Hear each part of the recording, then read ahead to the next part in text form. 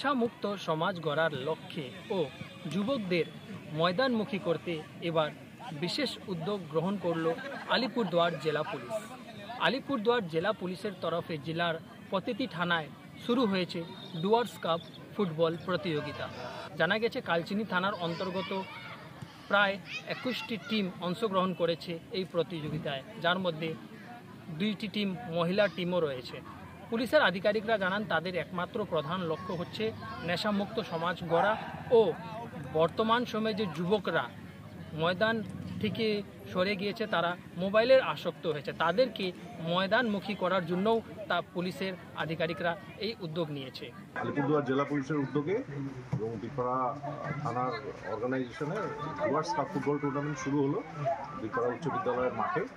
এবং এই টুর্নামেন্টটা জেলা পুলিশ আয়োজন করেছে মূলত অ্যান্টি ড্রাগস ক্যাম্পেনিংয়ের জন্য। অর্থাৎ বর্তমান যুব সমাজের মধ্যে যে নেশার যে আসক্তিটা দেখা যাচ্ছে, সেই আসক্তির বিরুদ্ধে এটা জেলা পুলিশের একটা লড়াই এবং একটা ক্যাম্পেইন। আর বিপাড়া উচ্চ বিদ্যালয় সবসময়ই আমাদের জেলা পুলিশের সাথে আছে, বিপাড়া থানার সাথে আছে। আমাদের স্কুলের মাঠ তাদের এই টুর্নামেন্টের জন্য ব্যবহার করতে দেওয়া হয়েছে এবং আগামীতেও এই মাঠ দেওয়া হবে। এবং আমি জেলা পুলিশকে ধন্যবাদ জানাবো যে এই ধরনের একটি উদ্যোগ নেওয়ার জন্য। চা বাগান এরিয়া এবং গ্রামে যে ছেলেমেয়েরা থাকে তাদেরকে স্পোর্টসের মাধ্যমে ফিজিক্যালি এবং মেন্টালি ফিট রাখা, যাতে এরা কোনো নেশার আসক্তিতে না পড়ে এবং পরবর্তীতে এদের দেশের কাজে, দশের কাজে, কমিউনিটির কাজে লাগে। সেই জন্য এই মেসেজটার জন্য আমরা এই গেমটা করছি।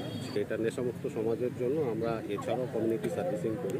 আলিপুরদুয়ার জেলা পুলিশের এই উদ্যোগকে সাধুবাদ জানিয়েছেন আলিপুরদুয়ার জেলার বাসিন্দারাও। আমার শহর আলিপুরদুয়ার থেকে অজয় শাহ, কলকাতা থেকে।